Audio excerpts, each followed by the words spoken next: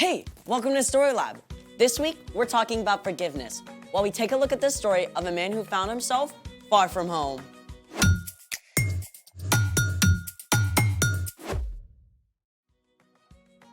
Hey, I'm Skylar.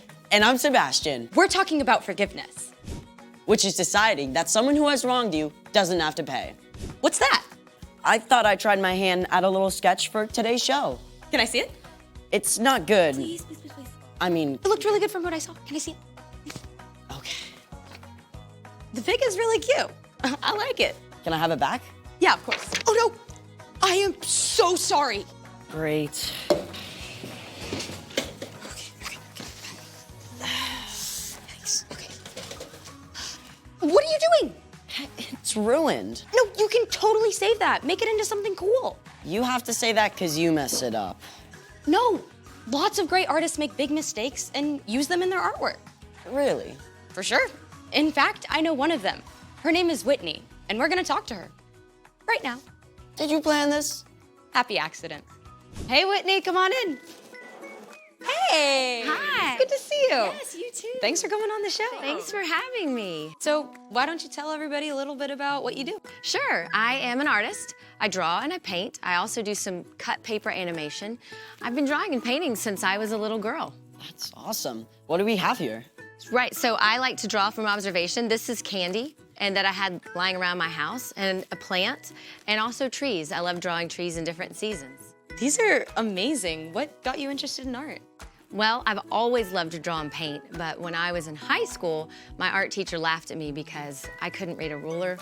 And she said, "You're gonna be an art teacher," and that is exactly what I did. Yeah, I mean, whenever I like to paint, it always turns into some unrecognizable color blotches. Well, I made a lot of mistakes too when I first started painting, and I still struggle with how to create what I see in my imagination.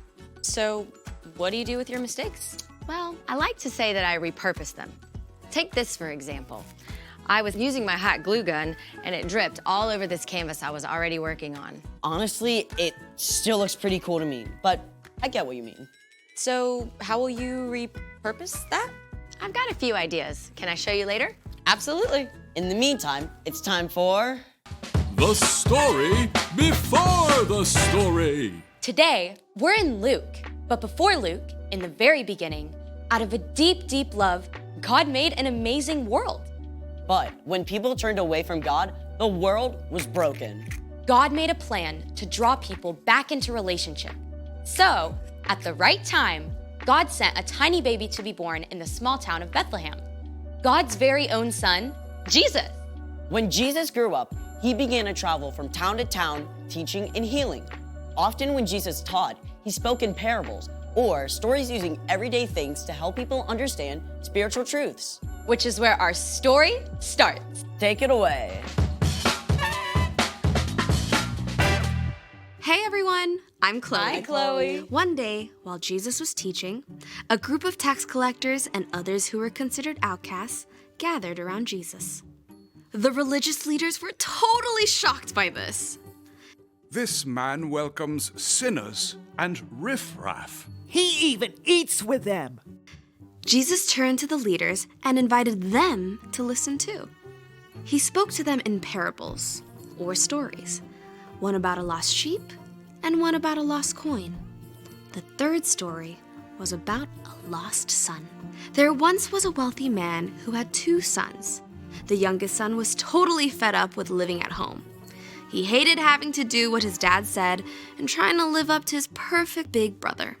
So, he did something extreme. Give me my share of all your money. Now, this was really rude, but it's even worse than you might think. Usually, family money would only be passed on to children after the father died. So it's like the younger son was saying he wished his father was dead. Even though the father must have been terribly hurt, he divided up his property and gave a share of the money to the younger son. I'm in the money. Woohoo, the sky is sunny. The younger son took off for a faraway country. When he arrived, he started spending money like it was water. Fine clothes, awesome food, wild parties. The younger son lived it up, big time. But you can guess what happened. The money ran out. And right about that time, a famine hit. It was hard to find food, even if you did have money.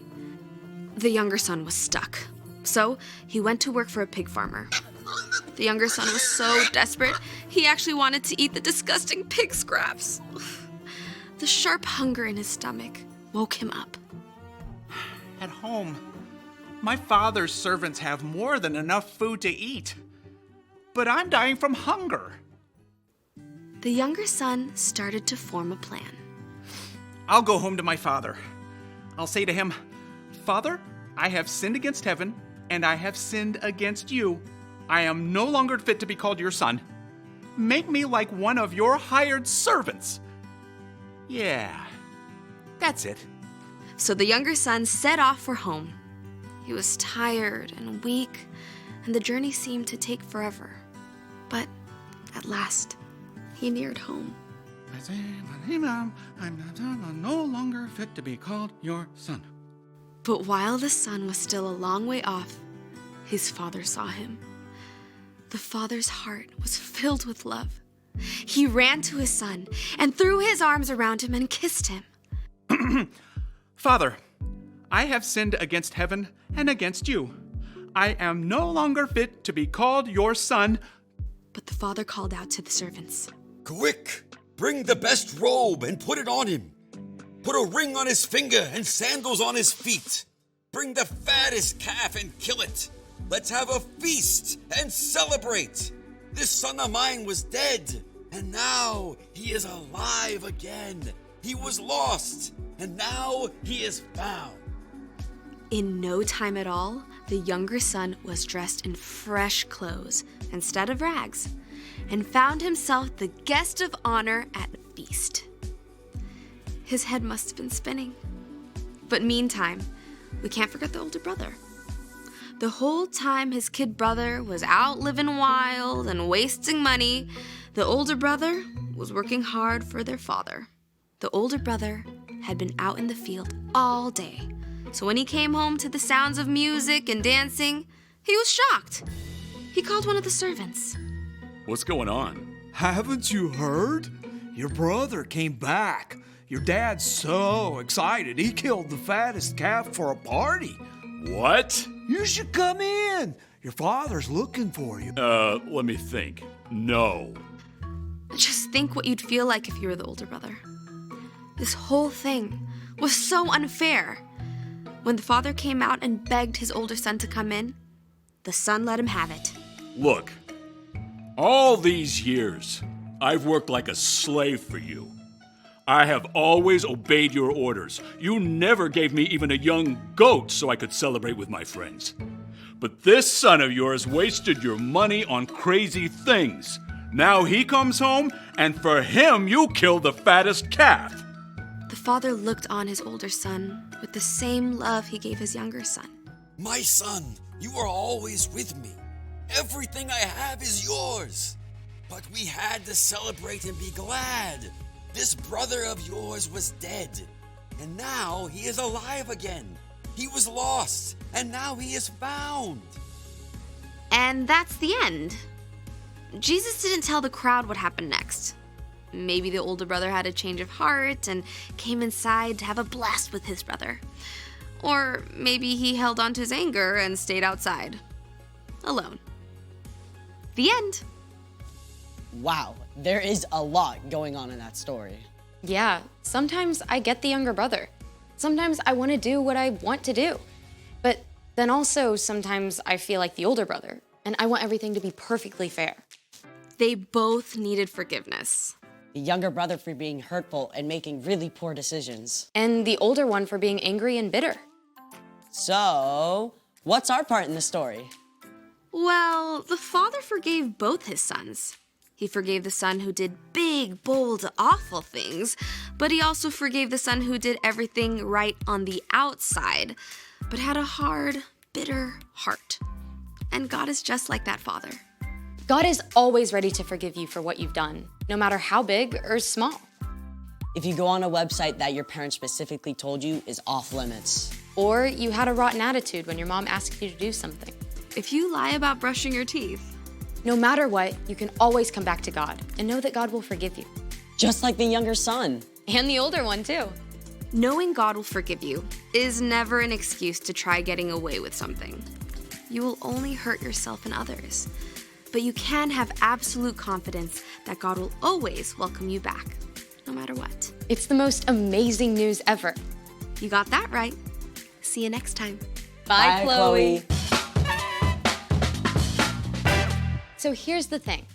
God will always forgive you. Yeah, God is like a master artist. He takes our messes and mistakes and turns them into something beautiful. Speaking of which, Hey there. Hey. we're so excited to see what you did with your mess up. Well, here you go. Wow. I took my hot glue gun and I added more hot glue, and then I turned it into flowers.